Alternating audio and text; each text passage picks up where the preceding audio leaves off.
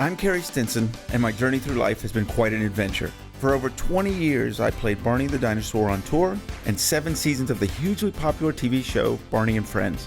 Now my journey is to bring together friends and guests from all over the entertainment world for inspiring and at times amusing behind-the-scenes conversation. I'm Carey Stinson, and this is Purple Roads. Welcome to Purple Roads. We are up in Canada this week with Spash N Boots. This is, and their big friend, their fans, the yellow and blue crew. I know you're going to be so excited. We've got them on this week. We've got Taes Leavitt and Nick Adams. How are you? Hello. Hi. Good. Thank you. Thanks so much for having us. We're really happy. Yeah, really appreciate it. Mm-hmm. This is so exciting for me. I've been in this industry a long time, and I know that people that are in the family entertainment really love it, and it's very special to them. And you have such an amazing story. I'm so glad you could be on here this week. Oh, Yeah, excited to talk to you about it. We love your story too, so it's cool. This is great. Yeah, it's not often you meet people who, you know, have this kind of a life. So it's really great to meet you as well. I'm saying I would rather interview you and find out all your stuff. But. Well, thank you. Well, I think we have a lot of similar stories here. Yeah. Because when I got into it, I was just trying to get into the industry, and I had never planned to be into family entertainment. And it very quickly, I realized how important it is and how special it is. And it seems to be your story as well. I'd love to kind of start at the beginning with your story, when you started playing, and how it started and how it kept going. Yeah. Well, it started, we both went to Queen's University in Kingston, Kingston, Ontario. International audience after all. Yes. Yeah. Yes. And what part of Canada is that? Yeah, so that's kind of to the east part of east part of Ontario towards Montreal. It's on the way between Toronto and Montreal. Okay. So it's a great. It was actually Canada's first capital. So there's some. There you go. It's a limestone city. It's very much a college town. You know, so that's where we both went to school, and we didn't know each other, but we got hired one summer through Queen's University to do children's theater, and just doing fairy tales in the parks. And man, did we love it! That was like the best summer. Before that, I was like building sheds. I grew up on a chicken farm, so I was like, I don't know. I was like, this was the best job ever. It was just so fun, and we met there, and we started writing. Once that summer ended, we started to write some songs together. Just randomly. And we were in a children's theater course together, and they said, you know, your project is to perform for kids this year. And we were like, okay, no problem. Write a show and perform it. So we did it. We wrote a play, and I still wish that we had this footage, but it wasn't really a time when people filmed everything. Right. You know, but when we performed it at the Kingston Public Library, and at the end of it, we were just like, we're going to do this forever. Like we literally we just, I don't know what happened exactly. We thought we were going to start a children's theater company. Yeah, that was because we were in the theater program together. So I thought that was kind of like the goal. Is nobody ever talked about music being an option for a career, but somehow theater. But it was in that play. We wrote a couple songs, and we decided to put out a CD, just the two of us, and. Yeah, we printed the labels off, burned the CDs ourselves back in the day. Yeah, we were so committed to this. Like we would go, we booked a show. We booked our first show at the Kingston Buskers Festival, and we rollerbladed to the show with Nick's guitar. Yeah. And we had some props, like we thought we needed props for everything we did. So I like paper machéed things, and I was like, we got really crafty and put together like 4 songs and just stood on the corner and sung our little hearts out for nobody. Like we were just like, let's go. Let's do this again. Here we are. Yeah. But it's like what you were saying about like performing for kids or not. Nick was singing in I was in like a metal band. Wow. Like a cover of Rage Against the Machine, like kind of, I don't know. And I always wanted to do something with kids. Like for me, the thought of performing for adults wasn't my favorite, although I was doing a lot of musical theater stuff, but I always wanted to do something with kids, but I didn't want to do the teacher route as much. So it kind of just did that, minus the metal. We don't have much metal. Now we do. Oh, With yeah, a- we had a little bit. Our new album, which we'll talk about later. Yeah, and I want to But, talk about that.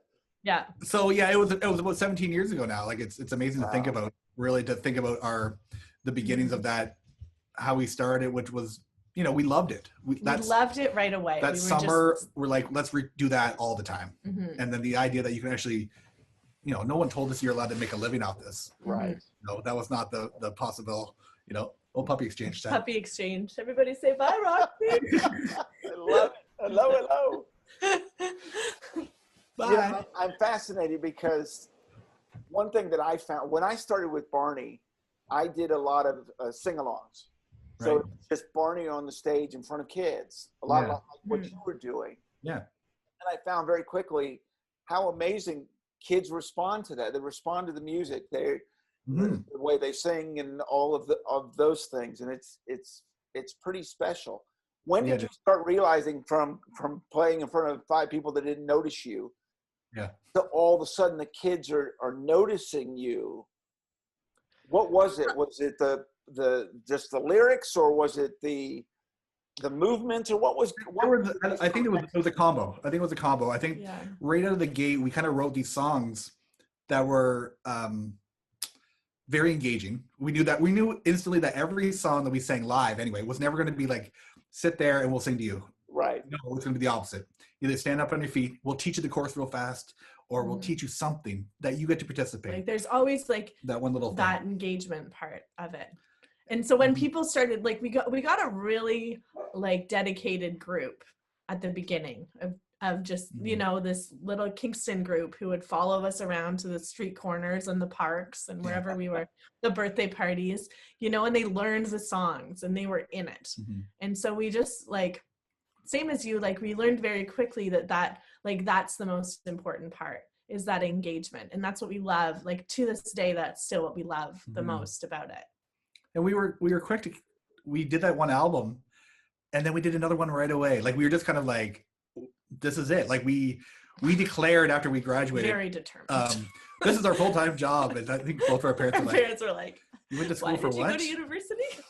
I'm like, yes. So we definitely, we definitely put the cart before the horse. We just kind of said it out loud that we were, you know, this is our full-time job. And then we just made that happen. But I remember having a conversation. We did say, you know, we can either choose to do this halfway and keep being a waitress or whatever we're doing on the side, or we can just say this is it and do it and spend all of our time doing it. So and that's what we did. We ate peanut butter sandwiches for 3 years. Learn how to make a website, learn how to, like, at the beginning you have to do everything. And but it's fun.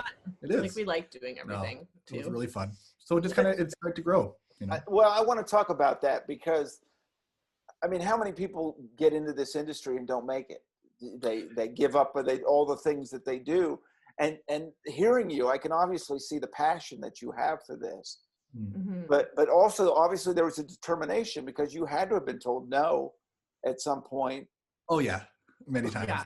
And I think, like, I actually think that is the difference. Yeah, we were told no so many times. We're still told no all the time. But you have to really, like, when you get in an industry that's like this, that's involving any sort of like putting yourself out there, performing, like auditioning, like you have to love it. You have to love it, and you have to be in it for the right reasons. I think that's really the key part of it, especially when you're performing for kids. Like, what are you doing it for?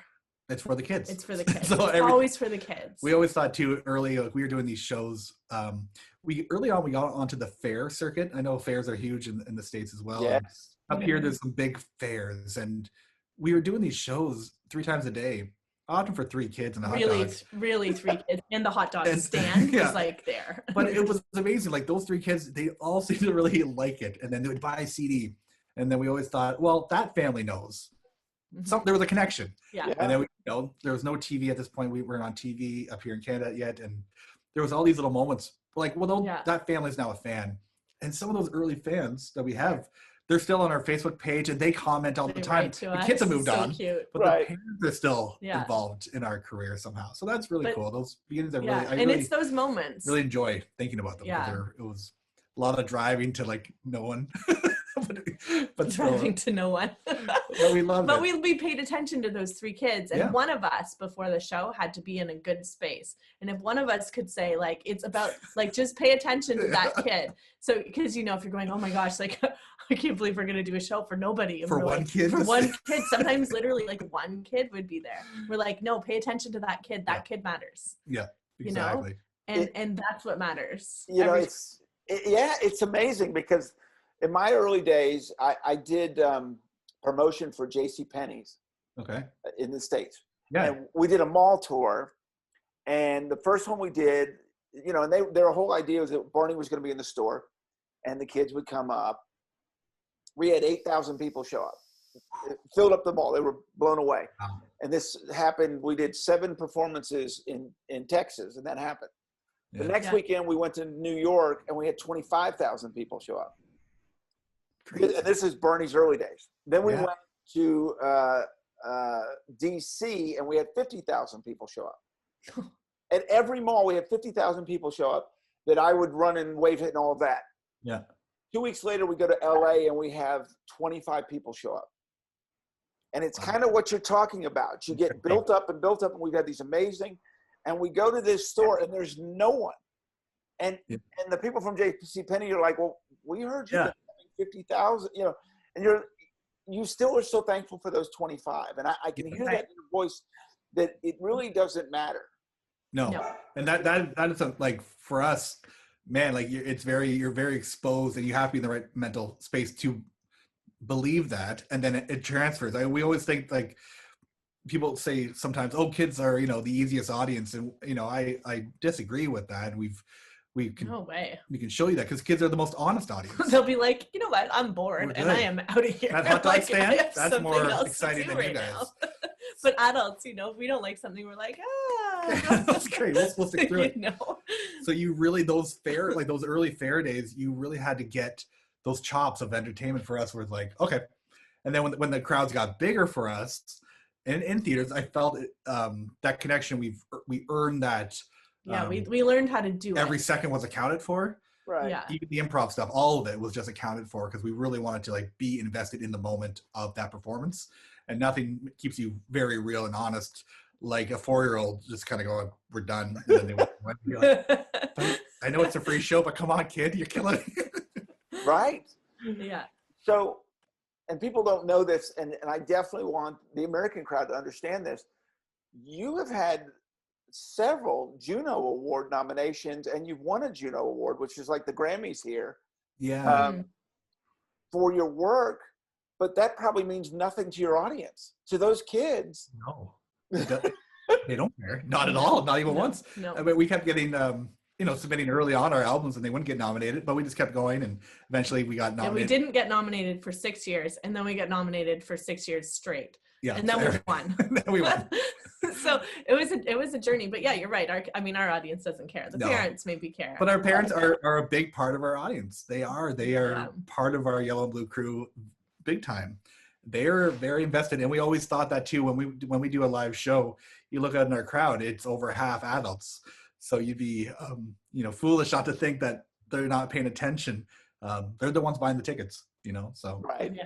we always definitely respected our adult components for sure. So when you're writing, so I know recently a new album, Mm-hmm. do you test them on the kids? I'm curious about that. When you're releasing stuff, is there, because obviously, an award doesn't, to the kids part of this, doesn't matter. Do you test this work, or do you just put it out there? And it's a bit of both, I think. Definitely, like, our albums tend to be a lot of lullabies as well, and really from the heart songs. And then there's definitely the dance songs that we put in our albums. There's definitely been songs that we've written and we're like, oh, let's just try this one, this show, and we'll see if it works. And like, cut, But I think at this point, I think we kind of know. We know when it's a good one now. Yeah. Kind of trial and error. And especially during the COVID times, we weren't able to tour and test out any of the songs really this album. But that being said, I think after this many years of writing, performing, understanding, really like examining our audience and tapping into what they do like, we do have a better sense now. So oftentimes we'll use each other or our friends and go, our producer, or what's the vibe here? Are we? Is it just a banger? Like Nick will play something for me, and I usually can tell. Like I'm like first few seconds, like first 2 seconds, I either want to cry. I'm like, oh, that's good. That's a good sign. Or I'll be like, that's not good enough. And I'm like, oh, really? Like, yeah, we're like quite honest with each other now. No, you have to be. But do you get surprises on songs that kids really love? Like, oh, I didn't see that one as big.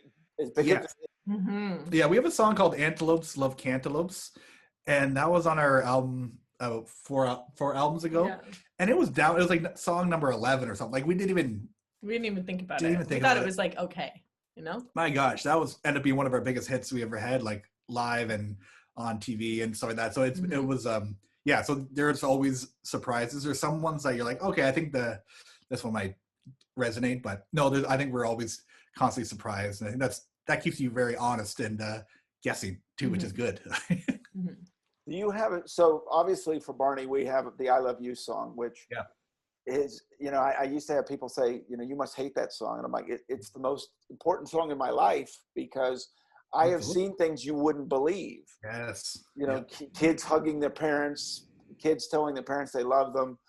Obviously, and I want to talk a lot about this is with you all.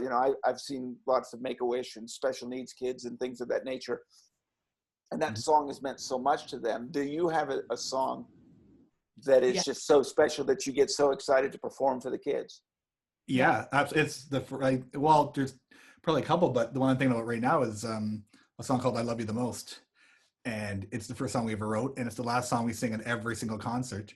And every show, it's the same thing. We do it and we say, find whoever brought you here and give them a hug. Yeah. And in that moment, I think the best moments of my entire life are during that song because there's nothing better than looking out and watching kids hug their parents or their grandparents and have them sing our along. Love component has become such a big part of. Oh, I just think this is the meaning of life right here, Like this is what matters the most. And I feel like that's the song. Yeah. We do that a couple. So then we kind of like add some more love moments in our show. So we have a couple songs that are like that.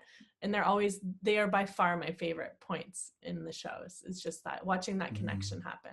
And getting emails about parents saying, hey, this is a song I sing to my kid every night. And so just knowing that we're part of their, we get messages sometimes and it'll be from parents saying, hey, thanks for writing lyrics that I was able to express myself to my child that I wasn't able to. But through song, I didn't know how to say the words and you gave me the words. Yeah, so that's really. So that's kind of what that's kind of a goal of ours. We take that part really seriously. Yeah. It's incredible. I've had those experiences as well. Yeah. People calling or writing and saying, the first time I learned about love was through that song, or I heard love. I learned about love through the "I Love You" song. Yeah. And it's got to be. What was it like for you when you started realizing? You start singing this and you love this, and then all of a sudden you start realizing the effect you're having on people. Well, it's interesting because it sort of was a gradual thing, and then we started doing more. Like the more shows that we did that were sort of outside of the box, like we went, we did a whole tour up in Northern Labrador for kids who, which is like in the Arctic really Circle. Small Arctic Circle, like really, and it's when you have sort of a small group of families who maybe haven't had the opportunity to experience a live concert before. I feel like I had moments during that tour where I was like, oh, the impact that you can have can be really bigger than I've actually given it credit for. Like the impact of like allowing people to express their love to their parents and to their kids in turn, like that. And it's in those moments, or like if we do something at Sick Kids Hospital, which is our big hospital here in Toronto for children. But it's those little tiny moments when you see that it can actually be like it actually can make a really big difference. And it's way bigger than the song, or it's bigger than the song. Yeah. And it can sort of like live and grow and impact people. It's a slight detour, but it was really interesting. We got to know the Wiggles really well. And I remember good friends. I love them today. I've known them a long time. I love them. Yeah. Anthony, great. The Blue Wiggle, he was talking to me and he said, you guys, Splash N Boots, he's called us the masters of love. He's like, you guys have figured that out. They never used the word love in any of their songs for 30 years until this year. Lucky and I wrote a song together that's on our new album, and it's called but we use the word love. So, and he talked about it, that he loves what we were able to tap into the love part, because they never did. And he said just because there were four guys, plain and simple. He said we just didn't have that ability to kind of cross over the love train. I don't know, but it goes like you did, like Barney. That was your Barney, thing, right? And that was our that big was a big thing, It was and huge. and that's huge. Like that's what made Barney. So I feel like that was why Barney was such a big impact, is because of that love component and being able to just like express love. Like it's, I want to have a peanut butter sandwich for lunch. I love you. Like that's how we want it to feel, right? Is that easy? And I think that Barney, like you opened the door for that for so many families. It's so beautiful that you're continuing to do it. We got criticized for it, as you can imagine. And, because this was 1991 when we started, and telling people you love them, they're, what do you want? What do you, it was definitely a question back then. And, it's so funny because I've lived my life that way, telling people I love them. I grew up in a family like that. So it was very easy.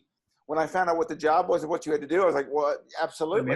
And you see the power of it, hugging people, and telling them they love you. And I just think it's so beautiful that the time we live now, everyone's a little bit more comfortable. We're still not there completely.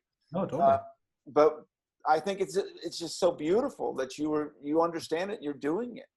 Yeah, I think that's when we started writing more from our TV show stuff and even our albums. We knew we weren't in the entertainment business. We realized we were in the love business.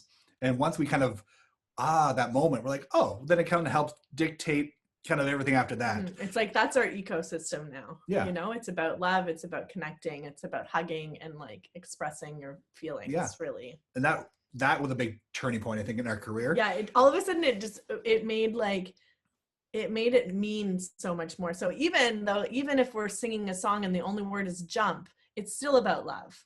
There's something like even in those dance numbers, we're still about connecting, because how is dance connecting, and how can we, so it's like we just all of a sudden like realize that that's kind of what we want to be doing the most. It's so beautiful, and I love that you're doing it. I got to spend a lot of time up in Canada doing the Barney, and it was so special. And the audience was so receiving of that message. I just think it's amazing that you all are continuing to do that. Well, we definitely noticed it. Not necessarily, but just we've toured a bit in the States, and we hope to do more for sure. But I just find like that universal message is the same everywhere you go. But even within Canada, you can definitely tell different areas in Canada where that message is well received, and we find even the smaller towns sometimes are more receptive to it than sometimes the bigger cities. And I don't know, it is a fascinating thing, but it's a universal language, so we hope to carry it on for sure. I don't think there's any question you're going to carry it on. It's obvious that you have so many fans that love you, and I think it's wonderful that more and more people are loving and learning about you. I learned very quickly that there was a responsibility to this job. Yeah. There's a huge responsibility to this. And as you kind of mentioned, the authenticity is so important. Yeah. Doing hospital appearances absolutely changed my life. Once again, I was 23 years old. I go into a hospital and I see these incredible kids that are brave. They've already understand the message of love without question, and they have really spread it to me. What was it like for you when you started doing, seeing these kids and the experience that you had? Man, not gonna lie, it was tricky at the start. It still is, but I think, you get blasted with that responsibility fast. You have some parents looking at you going, my kids needs you. I don't know what, but I need you too. So everyone's kind of like, so then you have that responsibility, that connection it's got to be like, talk about being in the moment, man. It's a powerful thing, really powerful. And we've gone so many times to different hospitals in Canada, mostly in sick kids in Toronto here, but we try to go whenever we're touring, we make an effort to do that as much as possible. But I remember like even we'll get called in to do special visits for kids who either they know us or they just could use some music in their life. And so we'll just head down to sick kids if they call, or back in normal life when we could do that. But I mean, I feel like you said, kids are what you really notice in those moments is that kids are so able to be in the moment no matter what is happening, and it sort of like puts everything in life into perspective, being a part of that experience for parents and for kids. And I don't know, it's one of my favorite things that we do, just being able to be there and provide music. I think that music is healing, and especially in those moments, it's been a big part of our career incredible since day one. And we always thought too, like, so we have a TV show up in Canada that airs, and I just remember the difference. We were doing these shows and it was great. We were entertaining the families and stuff. And then once we got on TV, which helped a lot of our public people being aware of us, when we got to the hospital, that really helped. And so I remember somebody asked, like, oh, what's one of the best things about being on TV now? Well, one of the best things about being TV is that our impact when we go to the hospital is that much better, because the kids are like, oh, it's you, not just like, hey, we're two people with a guitar, we're going to sing for you. There's now this heightened, it's like more magical for them. Yeah. So like when Barney shows up, it's like, Barney's here, versus this is a random costume character you don't know. It's like, oh, here's Barney. Yeah. And the impact of that is magical, and it's big. And because they'd see us, like, because they play Treehouse there a lot, so they'd see us on their TV, and then we walk in the door. Yeah, and that's the best. Special. Yeah. What a gift, Yes. So that was actually, you're right. That's probably the best part about being on television. is that those moments. And I want to talk about that a lot here in a second, about the TV show, but I want to go down this a little bit more, because, and I can already see this talking to you, the passion that you, and the positivity that you all have. We're seeing your faces. When you go into a hospital room, we're seeing your faces. I was in a costume, so that helped me a little bit, because I think I know where you're going with this. Yeah, well, you learn very quickly. Yeah. I can't be sad. Yeah. They didn't come to see Carey. In my case, they came to see Barney. But in your case, they've come to see Splash N Boots, is what they've come to see. And you can't be having a bad day. You can't be sad. And they're watching you. So you've got to watch the tears and all of those things. Absolutely. You almost become someone else. You really become your character. So is that something you have to kind of get yourself ready when you go in to see those kids? Splash N Boots has got to be there. Yeah, but I mean, and it is interesting also, because we try really hard not to have, like, we don't have like our Splash N Boots and then our Nick and Tess. We try to, like, our on-stage personality is basically like our off stage, except for you're right, like off stage I cry like at the drop of a hat. Like, I'm a real crier. Right. And but yeah, I definitely had to learn to like take that part and put it somewhere else and focus. Like, it's all about focusing on that moment and that kid and that little face, and like what the meaning is, and not the bigger picture. So it's like, it's a really good mindfulness exercise to just like be present and don't think about like all of the other stuff. And then it comes out, like, for me, I like, you feel things later. Oh yeah. But there's been some times for sure where Tess and I have locked eyes and I can feel it. Like, we're both going, let's get like, through this. Just keep it in. This is it's not about us in this moment. Yeah, that's the other thing you have to, it's not about you. So those tears will come for both of us after the fact.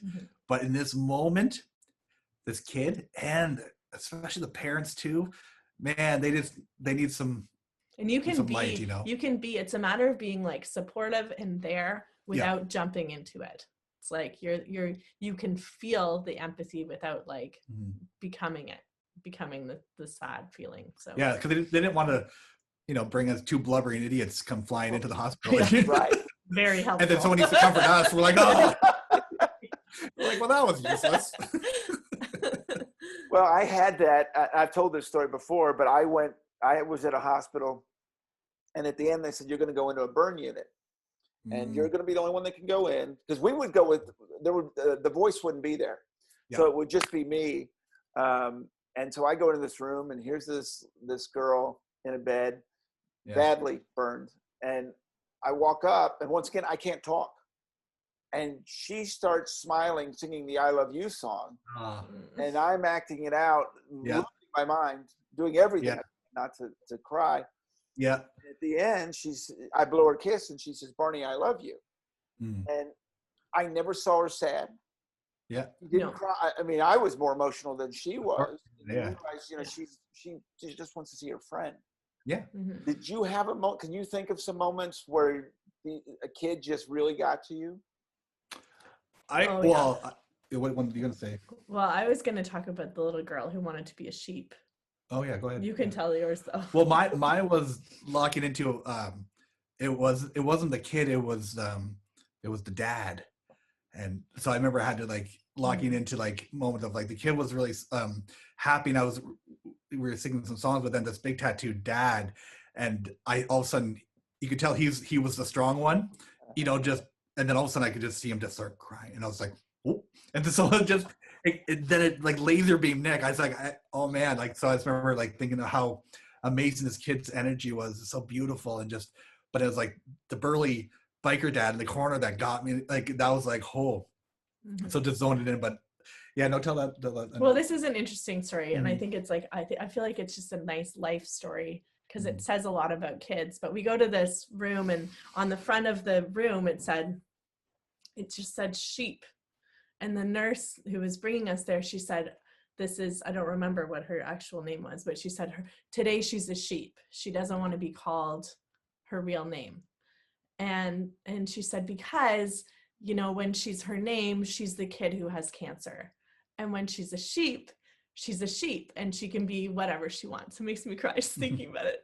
But it's like, in those moments, like that kid knew how to find the good and how to like keep herself in a place where she was, safe, I guess, safe and happy. And like we walked into that room and we sang her a song about being a sheep, and she bad every time we pointed at her. She would go bah, and she was like giggling. And I just thought it was just like a remarkable thing, she then identified with something that wasn't the sick kid, and that I don't know, there was something about that to me that it was like magical and also like emotional. Like it was so beautiful, really. Yeah. I'm about to get emotional sitting here. That it amazed me and continues to amaze me how smart these kids are. With things of that nature. Yeah. 100%. We can learn a lot. It is amazing. There's no question. There's no question we can learn a lot. I was just thinking about this. I want to go back to you for a second, Nick. We were talking about love, and I thought that was really interesting. You were saying about the Wiggles, and I think there is an aspect of that. At least there was, of men saying "I love you." Yeah. And why in the world was that an issue? But absolutely. to think that the Wiggles, who are such a loving group and they're so positive, they make that they never wrote songs about them because they were four guys, and obviously that just does not matter. Yeah. Have you seen that being important for seeing a grown man being able to tell people they love them in such a pure way? You've been able to affect kids.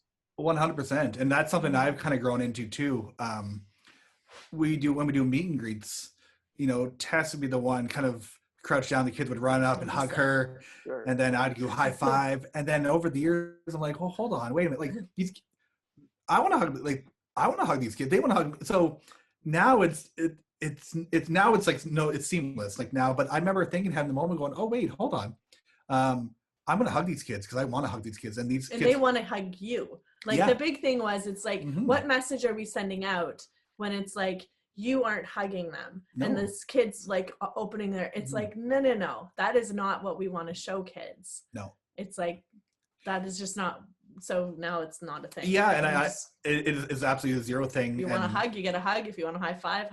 Yeah, whatever, we ask, whatever. you know, for sure. Like, but yeah, if you just want to stand there and I get it, you know, and those, again, going back to the Wiggles, I understand, like, you know, with this movement that they did, that's because their hands are always there.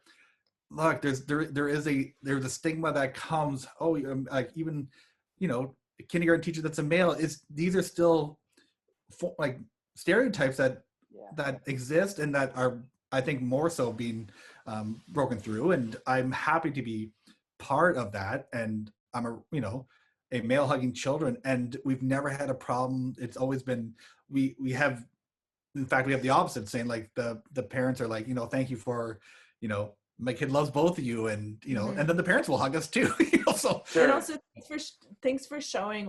We got a message like, thanks for showing my little boy that it's okay to express love and to, like, you know, that's really special. And that's also needed.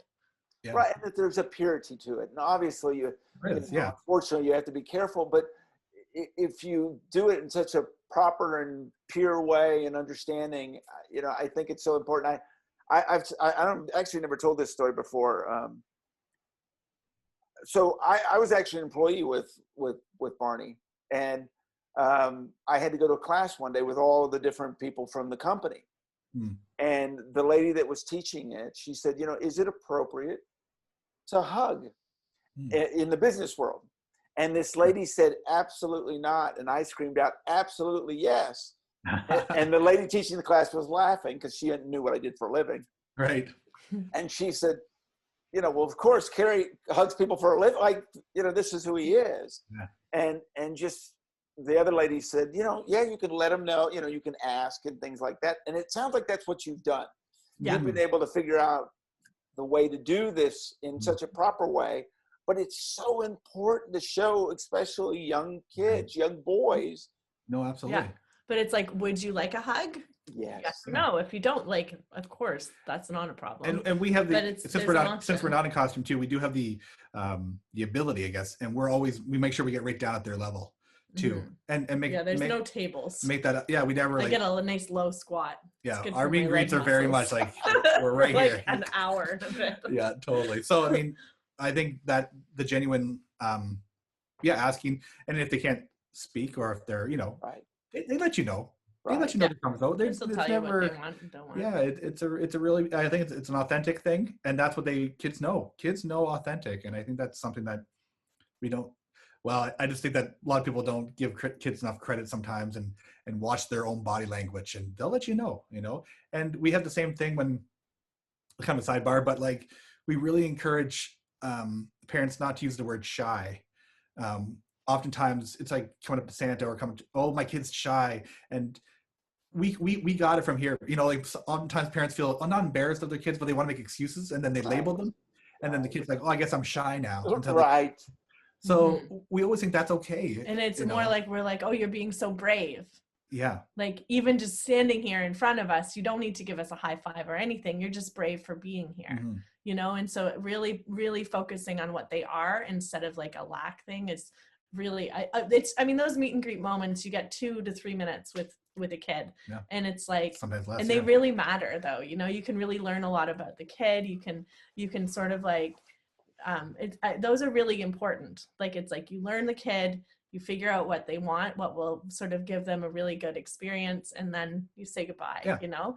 So it's all, we're very focused on like giving the families the best possible experience. It's just, it's beautiful. It's just beautiful. I want to talk about the TV show, because my understanding is that you put a show together, submitted it, were told no. Is this correct? So far, yeah. Yeah. And you went out and kept touring, got a little more money, and did it again. And finally got that show on. And I thought, you know, at the beginning you mentioned Chicken Barn. Yep. This is familiar. Am I correct? Yeah, the first TV show we filmed in my parents' chicken barn with no heat. In January.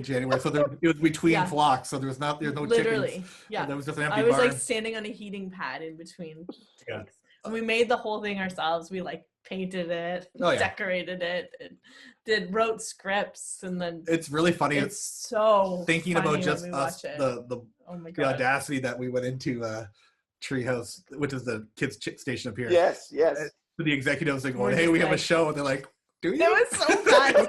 Like, I can't. She's like, you guys have a lot of potential. A lot of energy, And you she's know? like, lots of energy. She's like, I think you need a production company. Yeah. And we're like, Oh, a right, production what's what? that? Sounds like it's expensive.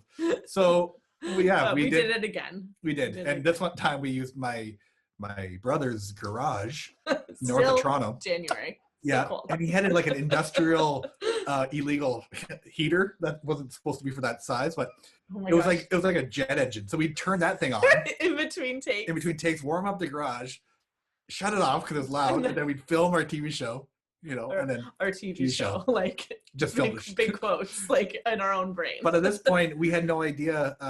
They were kind of looking at us as well, not even knowing that we were doing this pilot. They brought us into a meeting. Treehouse did, and we thought, oh, they want to talk about the pilot. And then they didn't. They wanted to talk to us about potentially hosting the channel. But we're like, but the thing we just spent all winter doing. And they're like, what thing? I'm like, the thing. We emailed you. Like, oh, and they hadn't even seen it. They hadn't even seen it. And then we were pretty proud of that. Like, we're like, no, you gotta. We said some line like, oh, we want you guys to see it first. Like we had other pitches. Right. Like Disney was knocking out the door, but we did. So anyway, we were pretty. Like, they went for it, and so we became writers on that show because of the pilot, and then we got the whole concept that we came up with. We ended up shooting 100 episodes with them. Wow. So yeah, that story was a 10-second story, but that's over a span of like 8 years of trying, rejecting, getting the odd music video on. That was a big thing. We filmed some music videos, and they put one music video on rotation, and we were like, yeah, we were like, we have made it. It was like one of the shortest songs we ever wrote too. It was like 1 minute and 20 seconds. Yeah, we were on 1 minute and 20 seconds. Like that was all we needed. That was it. We were like, we got a foot in the door. Yeah. So that was a fun journey of being just rejected and kind of sticking to it. Like we're kind of like, no, I think this is the way, Oh yeah, we take rejected as like we're gonna do better. We're like, how do we change it? How do we flip this around? Like literally, we feel rejected for about 2.5 minutes, and then we're like, okay, like, well, they're not ready for us yet. Yeah. I want to talk more about this because you're kind of just. Well, we just kept going, but there's more to this. I mean, to go in a chicken barn, do this, sending this executives, and they're just, that's cute, basically. Yeah. And then you go do it again in a garage with a heater. Yeah, the heater. And still thinking, I just think it's absolutely brilliant, and it says obviously so much about the two of you. Why did you not stop? I mean, why did you just keep going, saying we know we've got this? I think there was a drive there. I think we knew the TV show was going to happen. We knew it, but I don't know why. That's a good question. But I think that's a good kind of, I don't know, lesson for life. You don't necessarily know how. You don't have to know the how.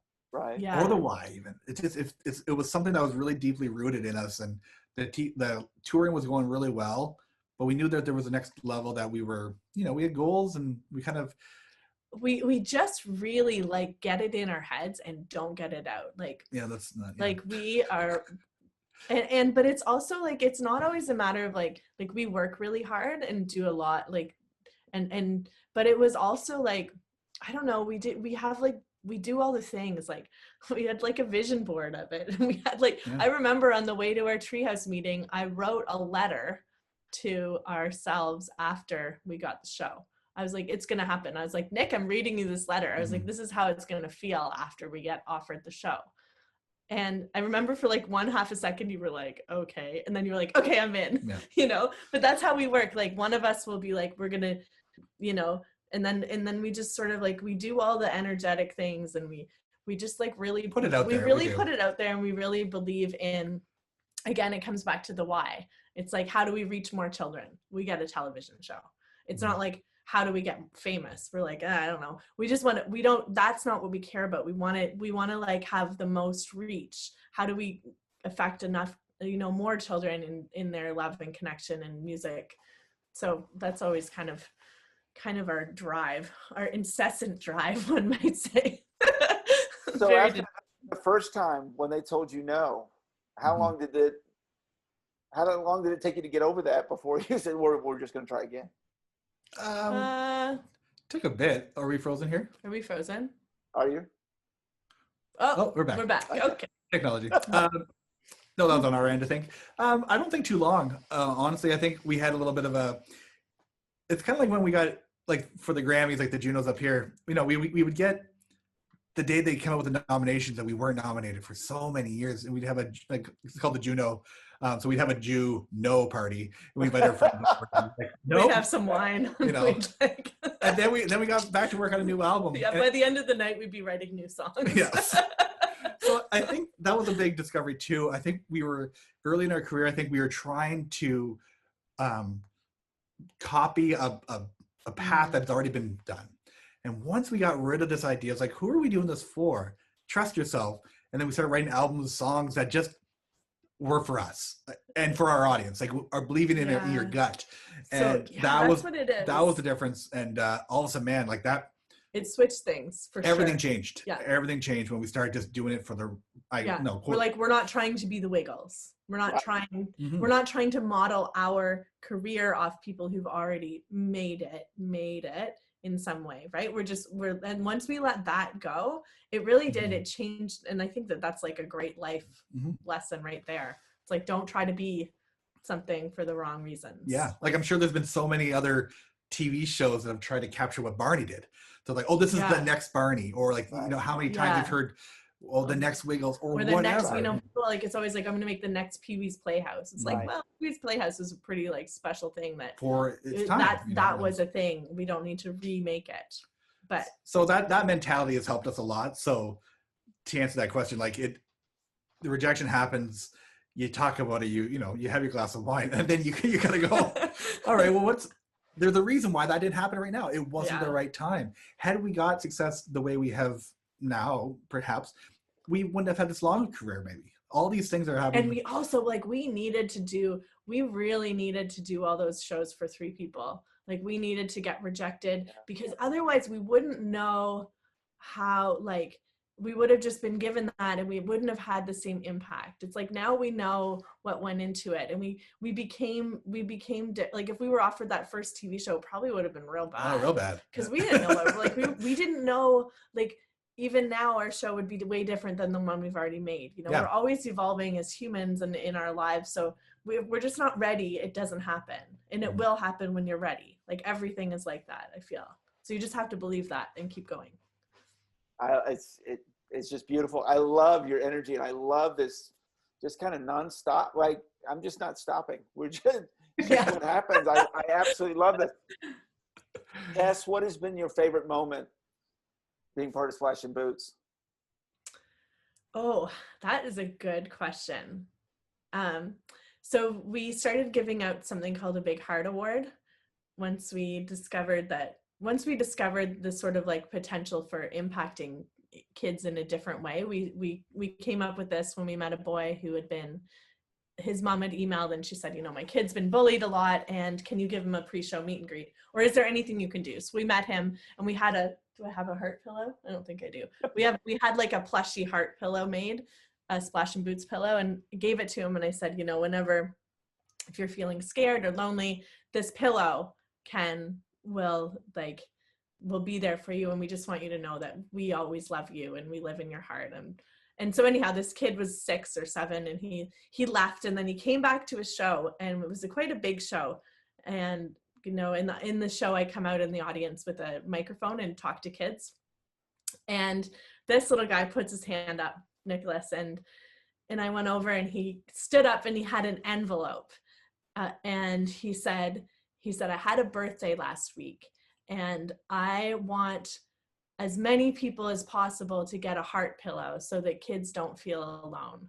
So instead of birthday presents, I asked everyone to bring money so that I could buy heart pillows.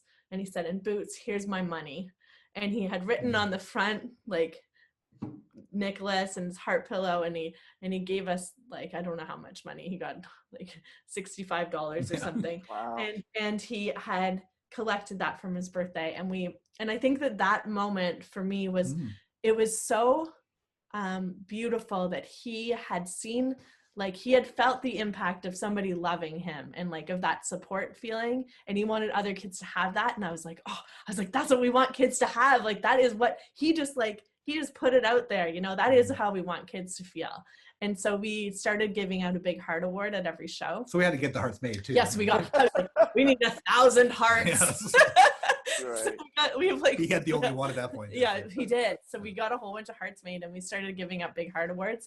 And those moments, like that was the first one. And then we had these beautiful moments of kids who either they were having a hard time and needed some support, or like the other thing is it's like a kid who's had a hard time, but they've flipped it and they've done really good things for out of their hardships. They've come out on top and been giving people things. And so anyhow, so we give out a lot of big heart awards, and it's always my favorite part. Yeah, that's pretty awesome.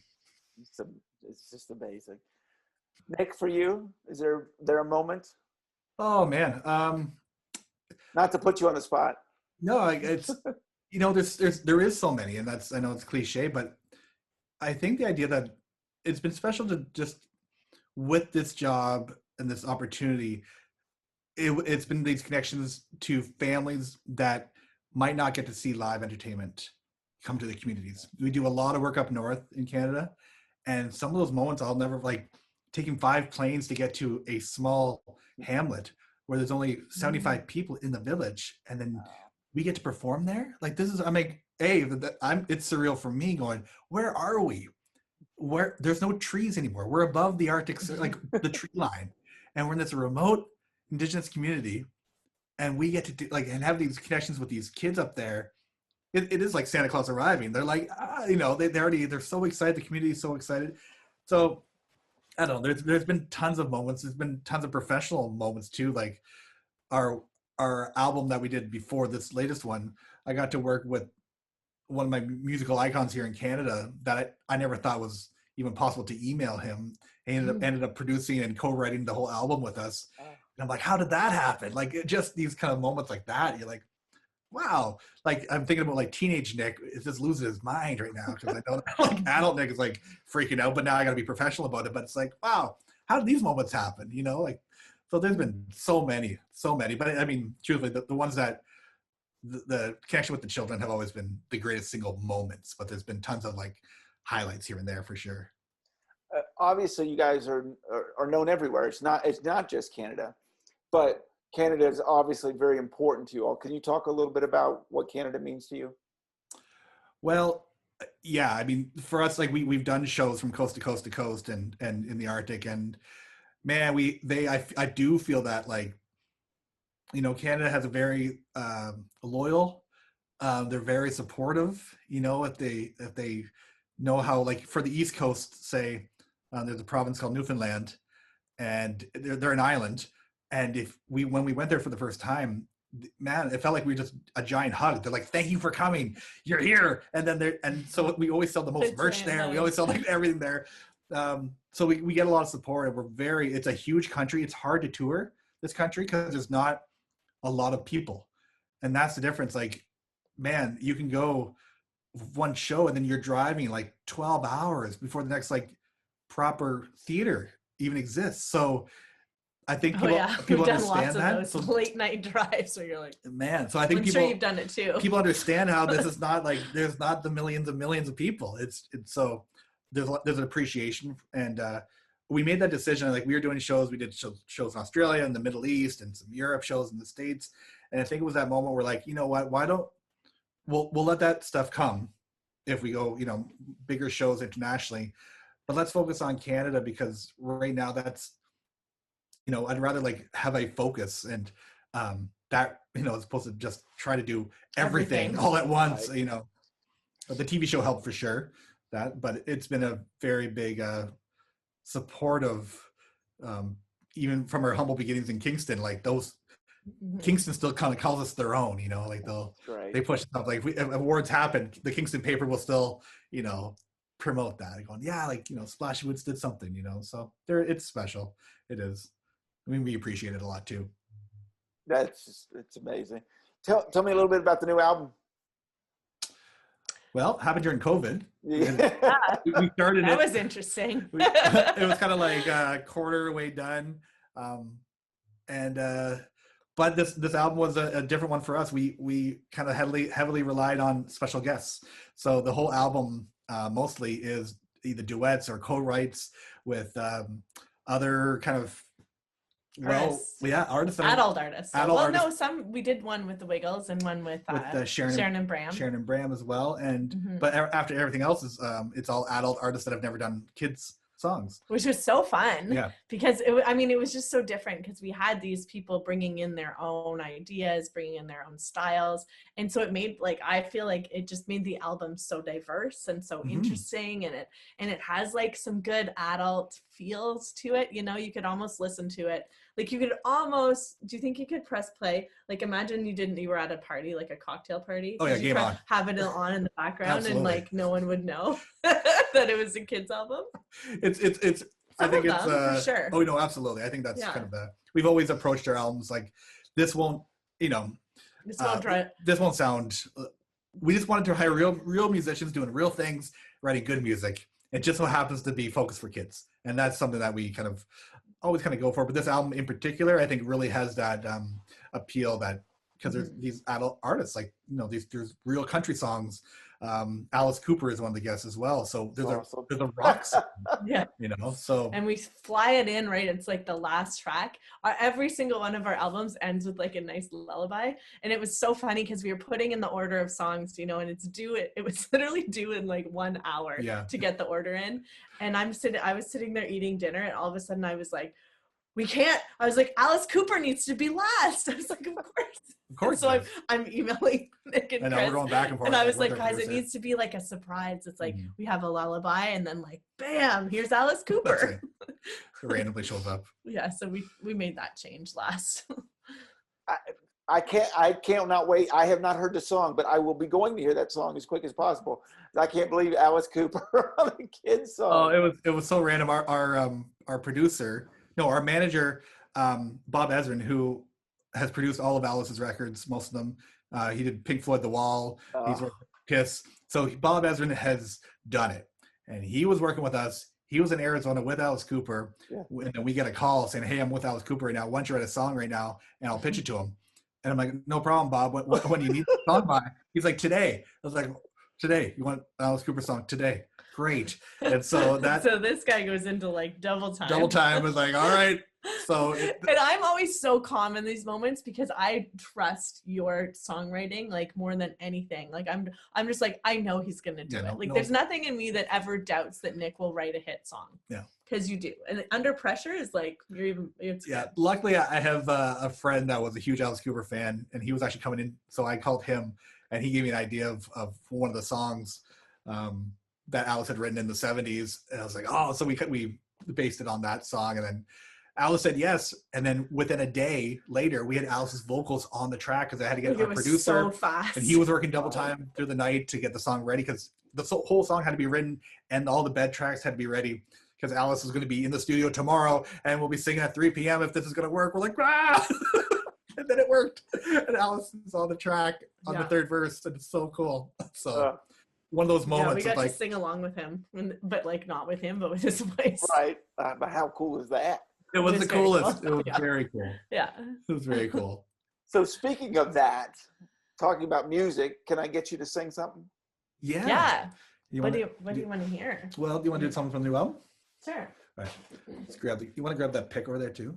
Mm-hmm. Just happen to have the guitar right here. How perfect is that? Right? Yeah. Surprise. You and I?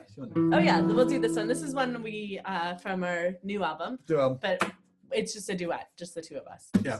Alice Cooper's not on this track. Imagine when then all of a sudden Alice Cooper pops up behind the couch. All right, here we go.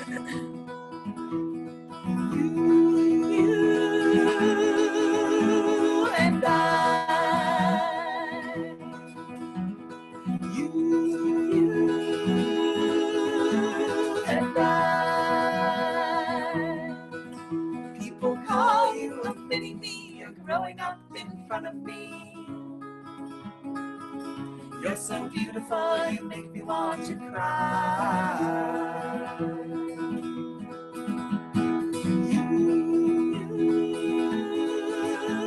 and I. You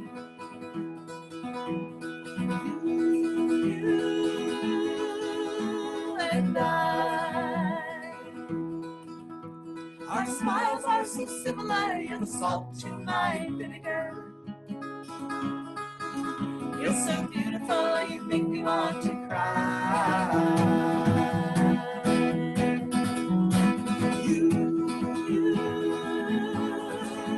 and I. You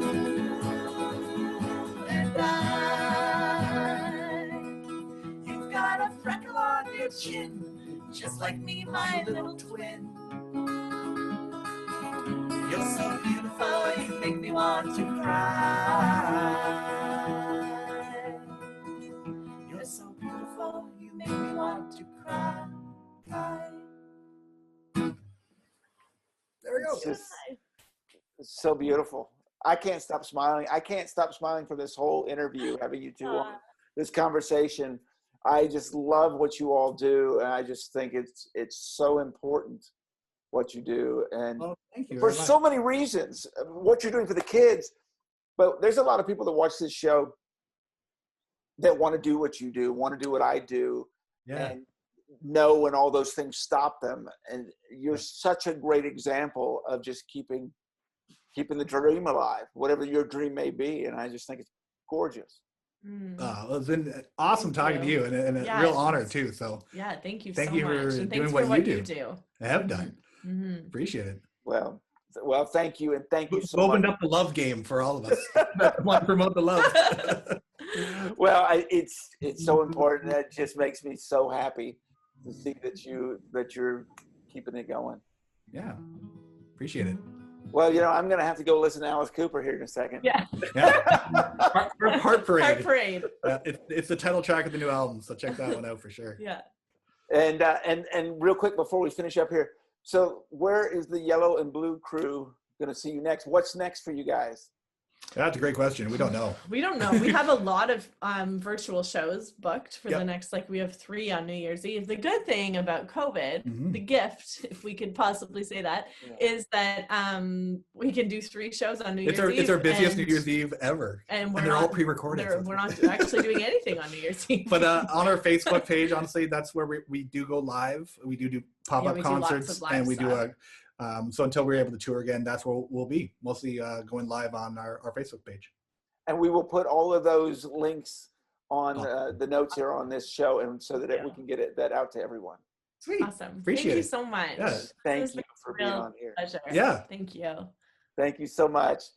And thank you for watching Purple Roads. This has been so much fun. Remember to keep your eyes, ears, and your heart open, and you'll find your Purple Road. We'll see you next week.